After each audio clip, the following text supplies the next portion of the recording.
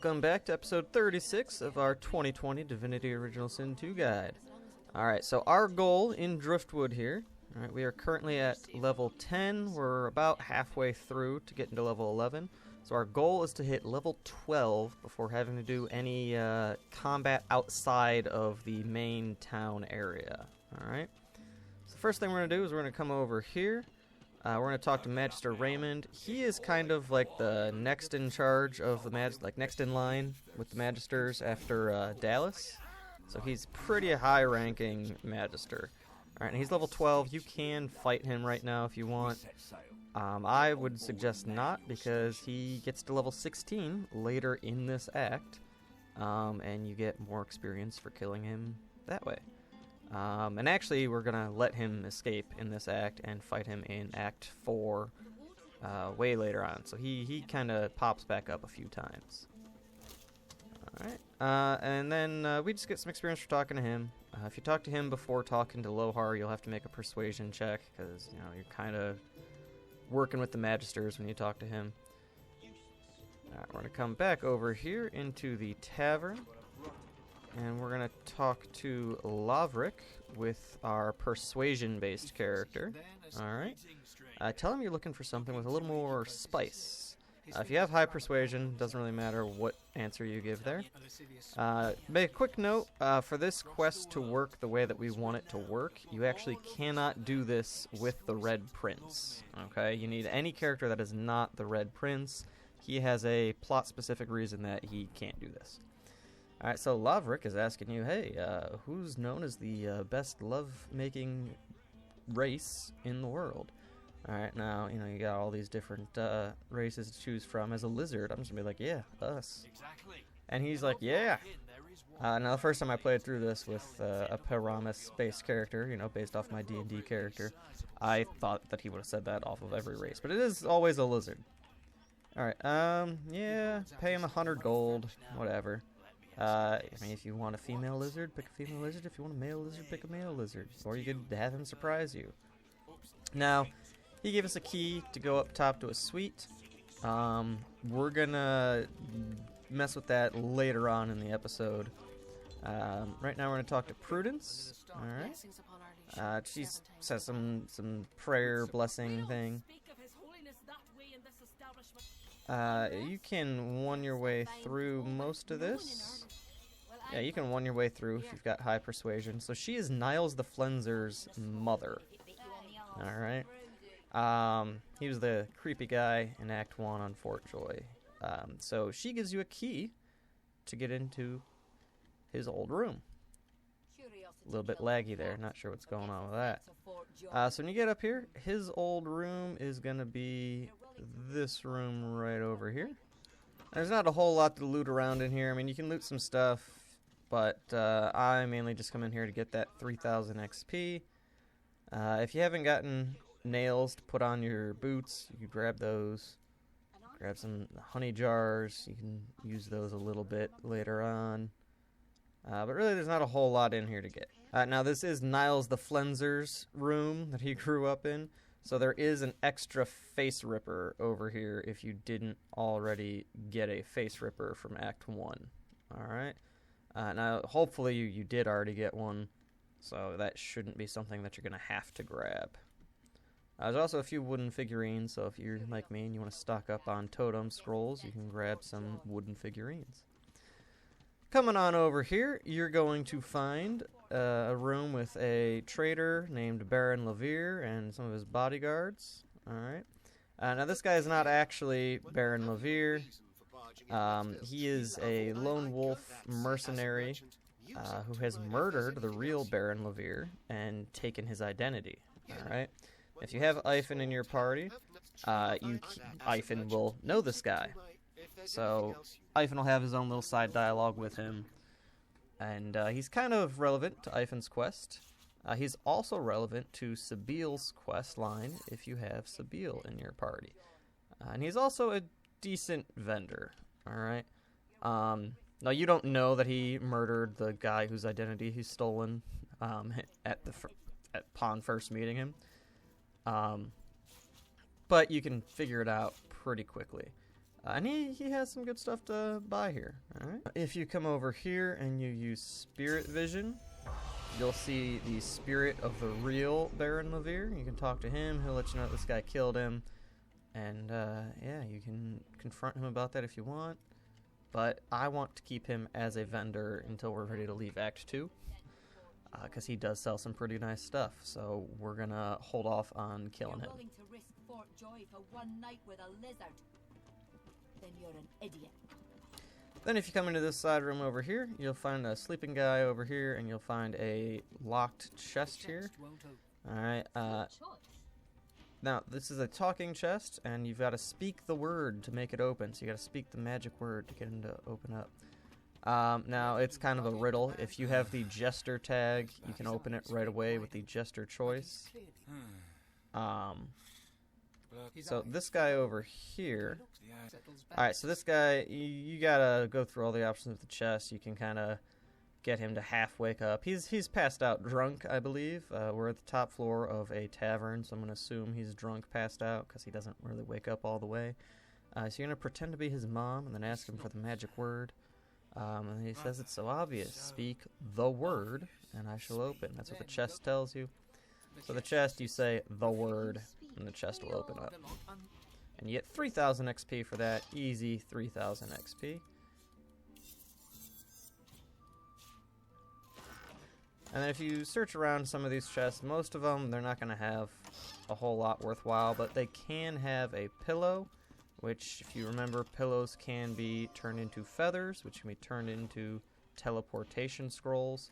So I like looting all these just for the chance to make more teleportation scrolls.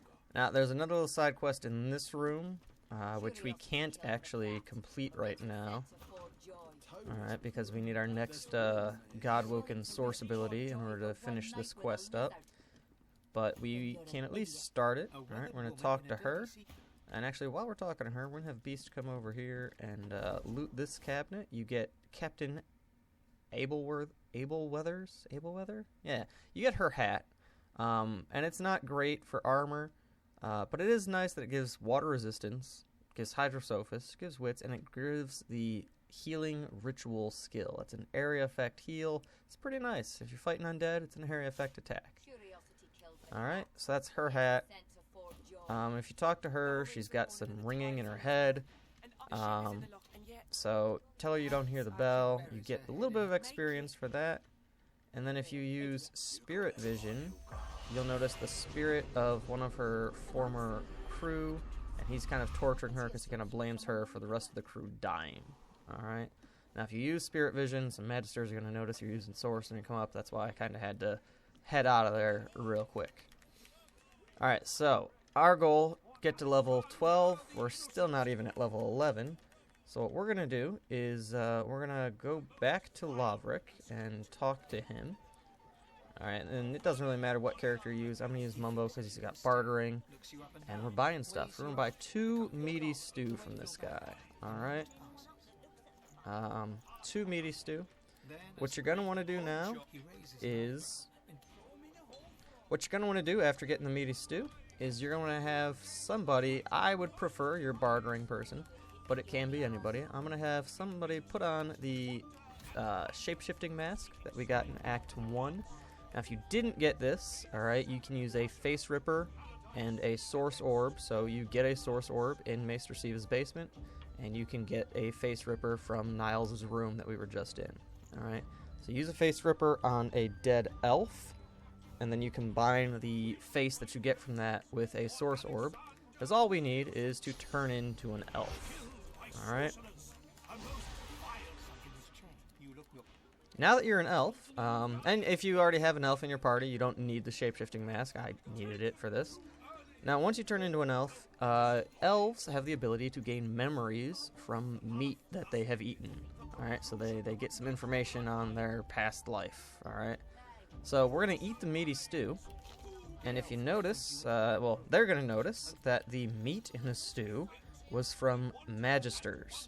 So the chef over here, Wivlia, is killing Magisters and then cooking them into the stew. Alright. If you talk to this guy, Garvin, alright, he is going to assume that you're a waiter, and he's going to be kind of rude about it. So we're going to mess with him a little bit. So you come over here in this outhouse, on your way through, there's somebody stuck in there. Turns out they ate some tainted stew, and it gave them diarrhea. So we're going to actually make some tainted stew. It's going to be under objects, not food. So you combine meaty stew and a void tainted fish. That's why we bought those earlier. Alright, and actually while we're here, I'm going to make another feather. Alright, and once you have the tainted stew, you can talk to Garvin. And then give him the tainted stew. Alright. So what's going to happen now is he's going to get the runs, and he's going to come into this second outhouse over here. Alright. And he's not in there for very long. You're going to have to wait a whole lot, but we're going to skip to when he comes out. And when he comes out, I'm going to teleport him over here just to make sure none of the townsfolk are aware of this. And we're going to murder Garvin here. Alright? Remember, our goal was to get out of... Our goal was to get to level 12 before having to leave the town square and do any combat outside of it. But this is a 1-on-4 fight. So I don't really count this as real combat because it's just really easy. Alright, and once you kill Garvin, you're going to want to loot his body for sure. And you are always going to find Garvin's head. Alright, so with Garvin's head, alright, it's actually under consumables. Now most body parts you find are just like, oh, bloody arm, chunk of flesh, disembodied hand. Sometimes you will get names on them, like Atusa's leg. But Garvin's head, if you eat that while shapeshifted as an elf, or just while naturally being an elf, from eating his flesh, you gain some memories that he had, and he was a trader's apprentice, so he actually gives you a permanent +1 to bartering. Alright, so now when Mumbo over here takes off that helmet and shapeshifts back into a human. Alright, his bartering is going to go from 7 up to 8. Get that human bartering bonus. Now Mumbo has a permanent extra +1 to his bartering.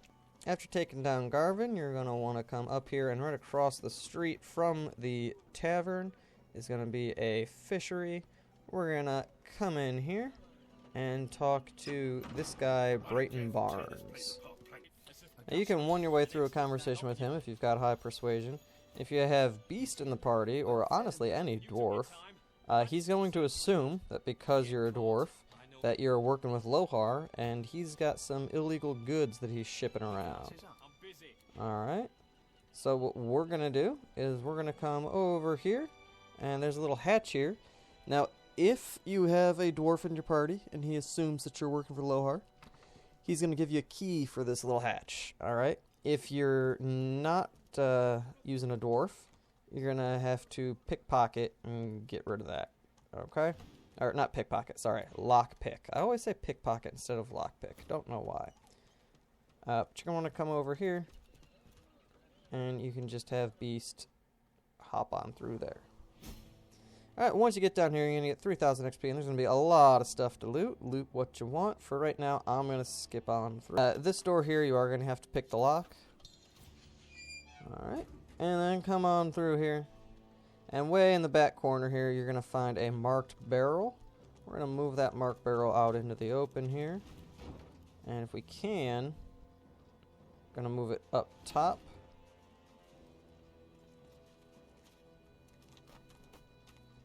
And the reason we're moving that up top is so that we can get the party up here. Oh, okay, that actually backfired a little bit, but that's okay. Normally, these guys don't ambush you until you bust open that barrel, but I suppose if you move it too far, they'll also ambush you there. Alright, so we got quite a few of these guys to fight, but we're going to be fine. So we're going to have Red Prince get the high ground over here, typical combat tactics. And then we're going to have him start causing some havoc down here. Alright, now these guys do blow up with necrofire when you kill them. I'm not sure if it's all of them. I think it's just the volatile voidlings. Yeah, it's just the volatile ones. And keep in mind, if you've got a pyromancer on your team, these guys do give a fire immunity aura. So the ones that have the aura centered around them are going to have 150 fire resistance, so you don't want to hit them with fire. It's going to heal them. You don't want to be doing that. Also, keep in mind, these guys have no armor, so you can hit impalement and immobilize them right away. You can also knock them down with one attack. You don't need to worry about armor at all with these guys. Just a quick reminder here, you can learn new skills mid-combat, and they'll automatically go to your hotbar if you have that setting set up. And if you don't, they'll automatically go to your memorized slots. You can just pull them down onto your hotbar. I bring that up because with Red Prince, I'm going to have him learn Ballistic Shot and Marksman's Fang as soon as I can find it. Here we go. Alright, now Marksman's Fang is cool. It'll pierce right through multiple enemies. And then Ballistic Shot is nice because the farther away your enemy is, the more damage it will deal. Alright, once those guys are taken care of, if you did not get to open up that barrel at the beginning, you're going to want to grab the Soulforged Blade and the Soulforged Crossbow that were in there. If the container busted open in battle, they're going to be laying on the ground. If not, you're just going to want to bust it open yourself and get those out of there. A lot of these things are going to have fire essence or high quality fire essence on them.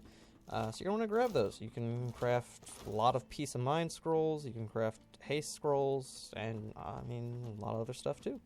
Alright, from there, you're going to want to come back over up the ladder here where we came in, and you're going to go back over and talk to Drayton Barnes over here. Talk to him as somebody who has high persuasion. Tell him you know about the weapons. Tell him he's a terrible liar.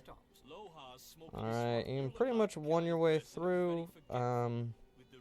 Tell him, except when you get here, if you want a little bit more stuff from him, he's going to offer you 100 gold to stay quiet. Tell him you'd rather have the stuff in his safe. I'll give you a key, and then you can go loot his safe. He's also the guy you can just dump weapons on because he has no weapons in his inventory. And it's another guy to dump it on if other vendors run out of money, but you're still encumbered. And then you can come over here, and he gave you the key to this chest here, so you can just open that up. Get 212 gold instead of the 100 gold that he was offering. And if you come back over to Magister Julian over here, you can tell him that you found the Soulforged source weapons in the fishery basement there. If you just won your way through the conversation with him, you'll get about 2,000 XP. And then he's just going to ask you to keep looking up more dirt on the dwarves. Alright, so that's going to put us 83% of the way to getting to level 11. And we're going to come out here, alright, back through the bridge. So on our map, we're going from the town square just straight east, coming out here. And then just get a little bit more XP. We're going to kill these magisters. Now they are level 9. We are at level 10. This should not be a very difficult encounter. Alright, especially if you get the high ground a little bit over here.